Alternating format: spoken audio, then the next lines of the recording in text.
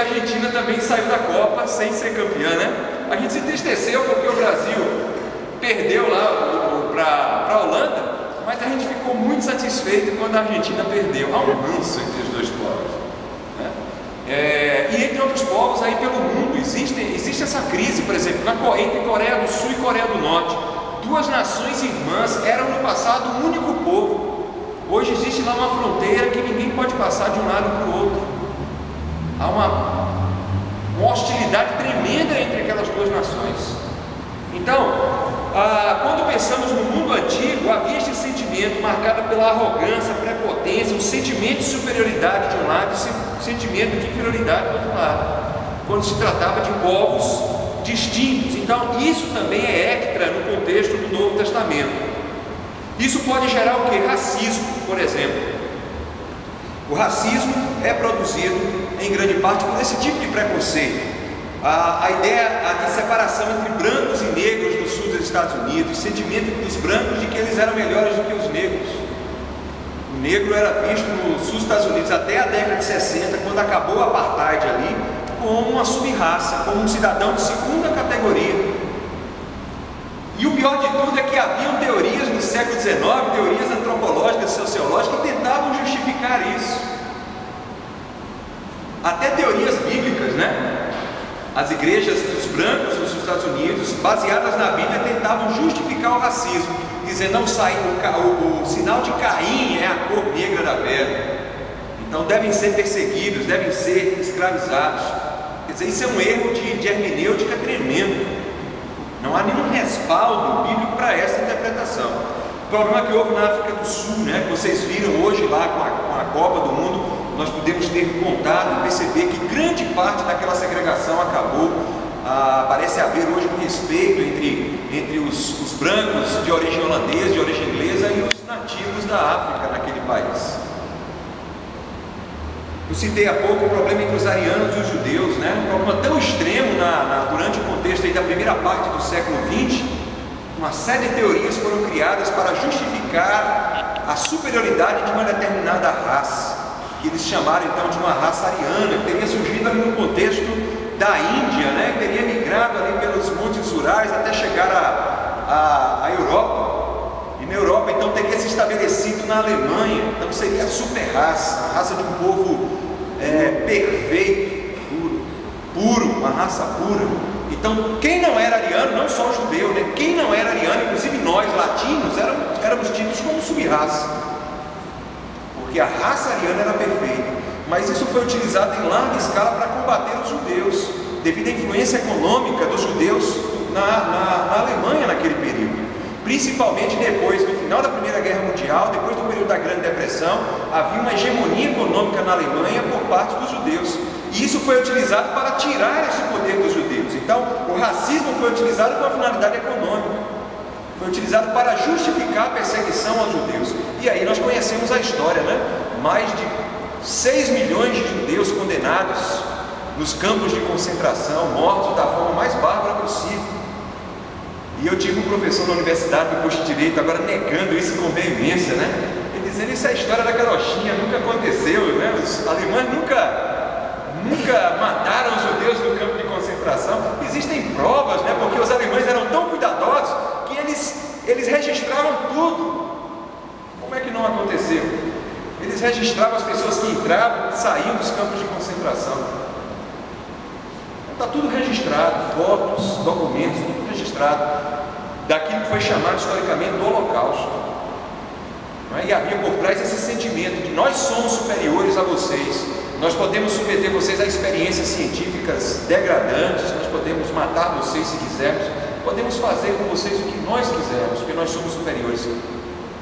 A base disso é essa inimizade que a Bíblia está dizendo aqui, que é uma obra da carne, da natureza caída do homem. Isso não é obra do Espírito Santo, isso não é obra de Deus.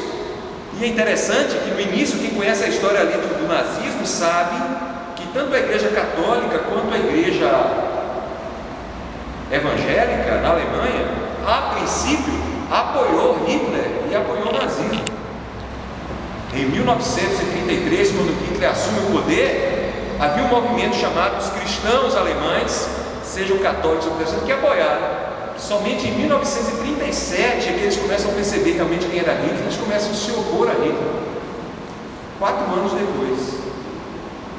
E aí já era tarde, né? E Hitler já havia assumido o poder agora como chanceler, como Führer, como ele foi mais conhecido, né? Como um déspota que tinha todo o poder naquele país.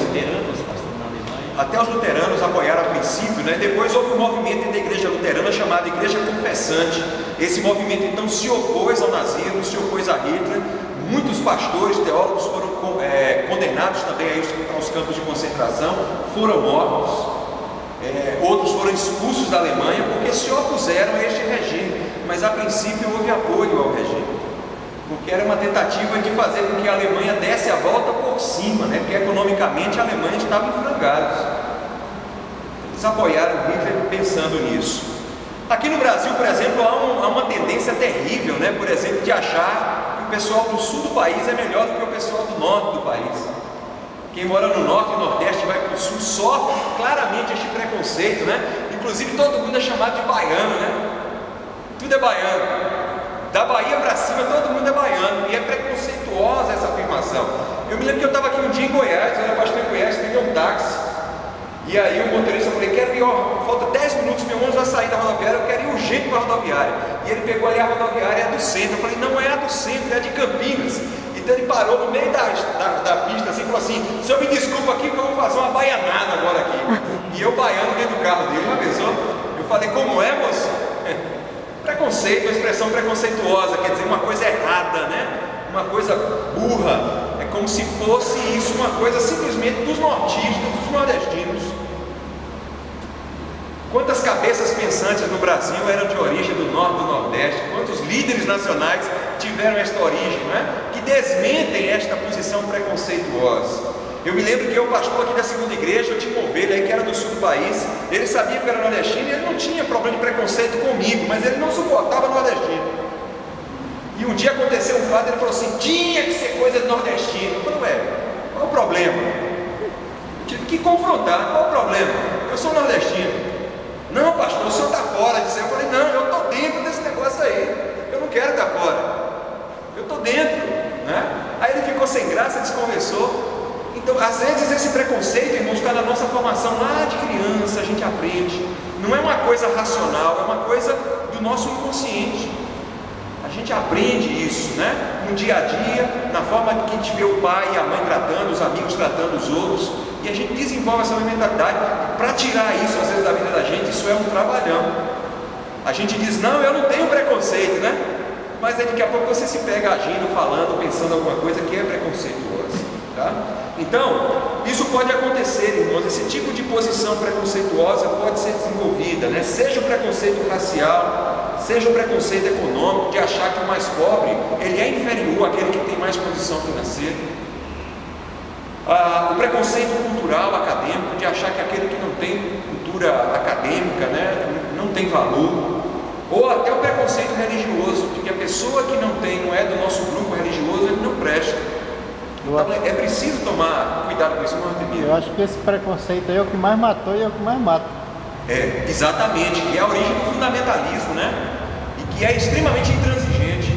Você não é do meu grupo religioso, então você é do diabo. Então, do diabo não tem vez, né? Você não vai ter espaço.